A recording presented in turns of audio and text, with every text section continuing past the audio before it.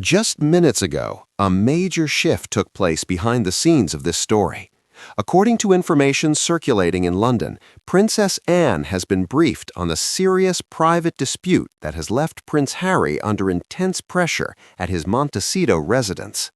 This is no longer being discussed as rumor or gossip. It has become a formal financial dispute involving Tyler Perry, the same person who once played a critical role during their transition period. Reports suggest that a clear repayment demand has now been made, with a strict timeline attached. The message is straightforward. Funds that were provided years ago must now be returned, or the matter will move into formal legal channels. This moment marks a turning point. For a long time, the public image suggested financial independence and stability. But according to those close to the situation, that independence was largely built using borrowed resources rather than fully earned capital. Now, those financial arrangements are coming back into focus. Prince Harry is said to be deeply concerned, and understandably so. A legal dispute at this level does not only involve money, it brings transparency. Documents, messages, and agreements can become part of official records. That exposure alone carries serious consequences, both publicly and privately.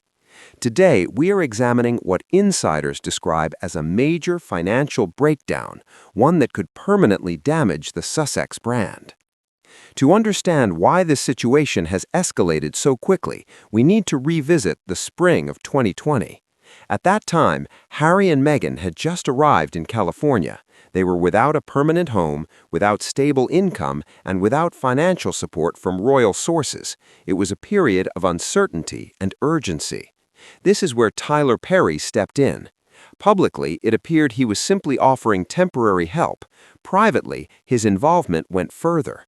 When the couple identified their future home, the Chateau of Rivenrock, the price was extremely high, approximately $14.65 million. Closing such a deal in California requires fast access to large amounts of liquid cash. Reports indicate they had some funds available, but fell short of what was needed immediately. According to multiple sources, Tyler Perry provided several $1,000,000 to bridge that gap. Crucially, this support was informal. There was no detailed written contract, no structured repayment plan, and no legal framework outlining expectations. The arrangement relied on trust and urgency rather than documentation. From Princess Anne's perspective, this lack of structure was the critical mistake. Harry grew up in an environment where financial support often came in the form of patronage or gifts. It appears he may have viewed this assistance in a similar way, as goodwill from a powerful ally. Tyler Perry, however, operates in a very different world. He is a self-made businessman who carefully tracks risk and return. To him, this was not a gift, it was an investment, support given with the expectation that success and repayment would follow once major media deals generated income. This mismatch in expectations is where the relationship began to fracture. Prince Harry believed he had a friend. Perry believed he had entered a business arrangement. When financial pressure increased and income slowed, communication broke down. According to sources familiar with the timeline, messages went unanswered, calls were delayed or ignored, discussions about repayment were avoided. This silence changed everything. In business, borrowing money is common. What matters is transparency and communication. Once communication stops, trust collapses. From Tyler Perry's point of view, the lack of response signaled avoidance rather than difficulty. What may have been intended as delay was interpreted as disregard. Princess Anne reportedly views this breakdown not as a money issue, but a character issue. Courtesy, responsibility, and accountability matter deeply to her. Ignoring a benefactor, especially one who provided support during a vulnerable time, crosses a serious line. As the silence continued, frustration grew. Eventually, that silence ended with a direct phone call. Sources describe it as brief, calm, and professional. There was no argument, no emotional exchange, just a clear statement of terms. A repayment deadline was set. At that moment, the situation shifted from unresolved tension to formal confrontation. The issue was no longer friendship or misunderstanding, it became business. And that call, according to those aware of it, changed everything. Wherever this video reaches you today, I hope you and the people close to you are safe, healthy, and at peace. We share these reports with viewers all over the world, and it is always meaningful to know where you are watching from. Please feel free to share your city and country in the comments. Whether you're tuning in from a major city or a quiet corner of the world, your presence here matters. Now, let's return to the conversation that brought this relationship to an end. Why was this call so damaging? Because it marked a complete shift in tone. According to reports, Tyler Perry did not simply ask for repayment. He made it clear that if the outstanding amount was not resolved within a fixed time frame, the matter would move into the legal system. Prince Harry understands what that implies. In the United States, legal action opens a process that requires transparency. Financial records, agreements, and communications can become subject to review. This is not just about money, it is about exposure. Sources suggest that once the call began, any sense of personal connection disappeared. The discussion was no longer between friends, it was between a creditor and a borrower. Tyler Perry reportedly spoke with clarity and confidence, stating that he knew exactly when the funds were transferred, how they were used, and under what circumstances the arrangement was made. From Princess Anne's perspective, this moment represents a complete breakdown in judgment. She is said to believe that Tyler Perry was the strongest source of support the couple had in the United States. He provided housing when they had none. He supported their security when official arrangements ended. By allowing this relationship to collapse, Harry lost the one connection that truly mattered outside the royal structure. The call reportedly ended without warmth or reassurance. There was no personal exchange, only a deadline.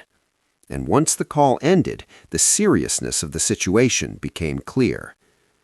What has caused such concern is not only the amount involved, it is the legal process that could follow. While debts can sometimes be resolved quietly, court proceedings cannot. Princess Anne is believed to be particularly aware of this risk. The monarchy relies on discretion and distance. Legal discovery does not allow for that. It requires full disclosure. If a lawsuit proceeds, lawyers could request financial records, correspondence, agreements, and internal documents connected to the dispute. This could include emails, messages, bank statements, and details of how funds were moved or used. For years, Harry and Meghan have shared their story through carefully managed platforms, interviews, documentaries, and controlled media appearances. In those settings, they guided the narrative. A courtroom offers no such control. This is where the real fear lies. If records show that their lifestyle was supported through informal loans rather than independent income, the public image of financial self-sufficiency would be seriously damaged. Any overlap between personal spending and organizational funds would also invite further scrutiny. According to individuals familiar with the situation, this possibility explains the silence coming from Montecito.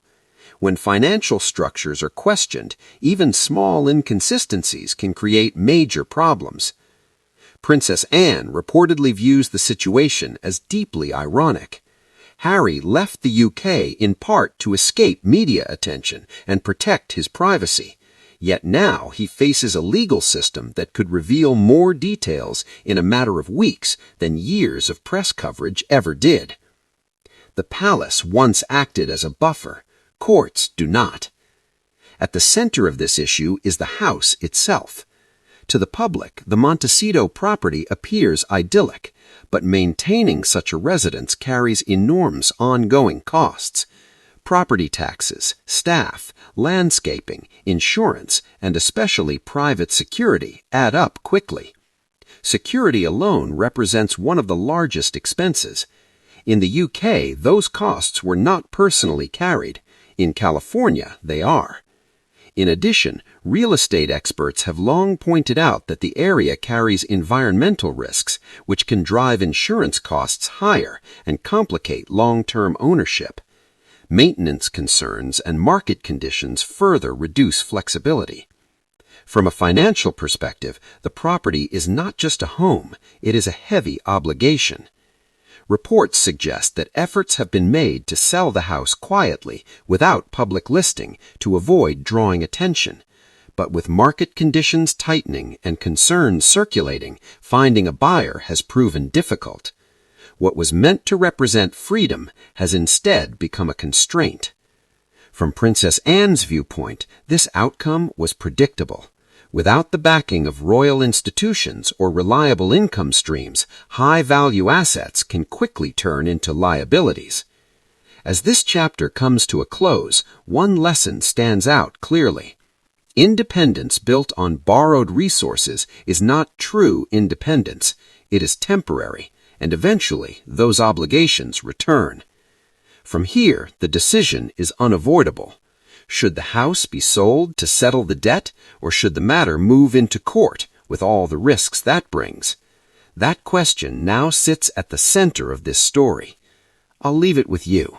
What would you advise if you were in this position? Share your thoughts below.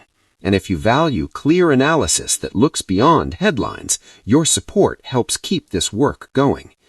This story isn't finished. It has simply reached a point where reality can no longer be avoided.